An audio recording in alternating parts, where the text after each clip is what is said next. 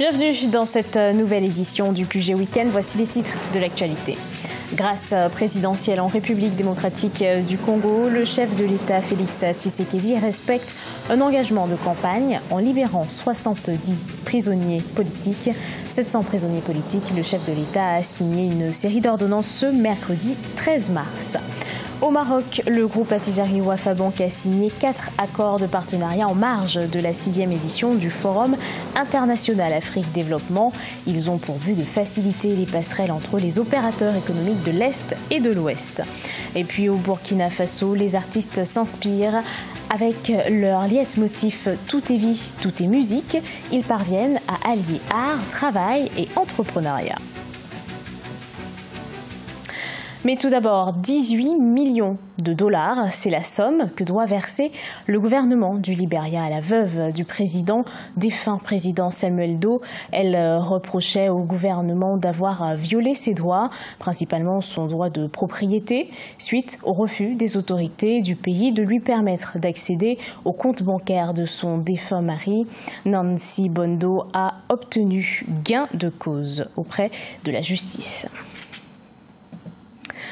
En République démocratique du Congo, le chef de l'État Félix Tshisekedi gracie plus de 700 prisonniers politiques. Il respecte ainsi une promesse électorale faite lors de la présentation de son programme d'urgence. Précision dans ce reportage de notre correspondant Jacques Amboka. Libération des prisonniers politiques, le chef de l'État tient sa parole électorale. Le président Félix Tshisekedi a gracié plus de 700 prisonniers politiques. Rendu public ce mercredi 13 mars, cette ordonnance est pour certains observateurs un acte qui confirme l'engagement du chef de l'État de faire de la RD Congo un pays des droits. Nos sentiments sont les sentiments de joie. Et vous lisez même ces sentiments de joie sur le visage de tous les Congolais. Je pense que le président a souscrit que désormais aucun opposant, aucun Congolais ne sera condamné injustement. Détenu depuis 2011, l'opposant Diomi Ndongala sera mis en liberté conditionnelle. En liant l'acte à la parole, le président Félix Tshisekedi attire de plus en plus la sympathie de la population. Pour les partisans de l'opposant Franck Diongo, compté parmi les bénéficiaires de cette mesure, l'acte du chef de l'État est à saluer. 2 ans durant, on nous a privés de la présence de notre mentor, de notre père politique, Franck Diongo Chamba, les pionniers de l'alternance. Aujourd'hui, le glas a sonné. Le chef de l'État vient de signer la grâce présidentielle pour sa libération et sa remise de peine. Les sentiments que nous avons, c'est l'émotion, c'est la joie. Les ordonnances signées par le chef de l'État ont par ailleurs sanctionné quelques responsables de la chose publique. C'est le cas du ministre des Affaires foncières, sanctionné pour faute grave, tout comme le directeur général de la Société congolaise des transports et des ports, et non seulement. Sierra Leone, terre d'investissement. Ce pays de plus de 6 millions d'habitants a été mis à l'honneur lors du 6e Forum international d'Afrique Développement d'Attijari Wafa Bank. Découverte d'un pays en plein développement économique avec notre correspondant, Teva Panzou. La Sierra Leone offre un climat propice aux investissements. Le pays à l'honneur du 6e Forum international Afrique Développement veut ainsi saisir cette opportunité afin de s'ouvrir aux investisseurs de tous bords et accélérer le développement du pays. Nous nous réjouissons vraiment. Cette manifestation est la preuve que nous sommes admirés, ce qui veut dire que nous devons faire plus pour garder ce record. Nous savons que nous allons attirer des investisseurs et nous sommes prêts à les recevoir. Lors de la campagne électorale qui a conduit à son plébiscite, le président sierra-léonais Julius Maada Bio a promis de faire de l'éducation, du développement agricole et de la lutte contre la corruption ses priorités. Le pays possède encore d'énormes potentialités et un climat paisible favorable aux opérateurs économiques. Nous avons plus de 70% des terres arables, nous avons des minerais, nous avons de l'or, du diamant. Il n'y a pas de risque parce que la sécurité en Sierra Leone est garantie à 99%, donc pas de souci pour les investisseurs. Avec plus de 6 millions d'habitants, la Sierra Leone occupe la 163e place sur 190 pays dans le classement Doing Business de la Banque mondiale. Son indice de développement humain est de 0,42. Il se classe 189e au niveau mondial.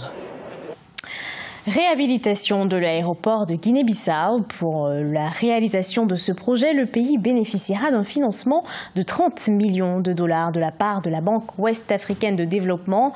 Les travaux seront lancés à partir du 20 mars. Le pays pourrait également disposer d'un nouvel aéroport. Un projet serait en cours d'élaboration. D'après le responsable, la nouvelle infrastructure devrait être construite dans la région d'Oyo, dans le nord du pays.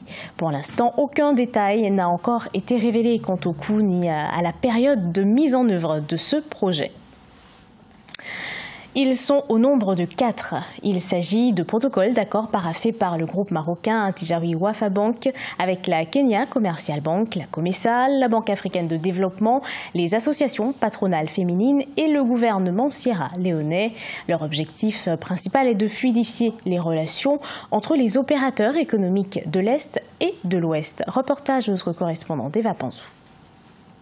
Le groupe Attijari Wafa Bank a signé 4 accords de partenariat en marge de la 6e édition du Forum international Afrique Développement qui a eu lieu les 14 et 15 mars 2019 à Casablanca. Ces conventions concernent l'invité d'honneur de cette édition, la Sierra Leone, la Kenya Commercial Bank, le marché commun de l'Afrique orientale et australe et les associations patronales féminines. C'est une très belle initiative de pouvoir penser à l'autonomisation des femmes en les accompagnant, en les aidant à s'autosuffire, parce qu'il ne suffit pas de créer, il faut savoir gérer, il faut savoir interpréter son bilan.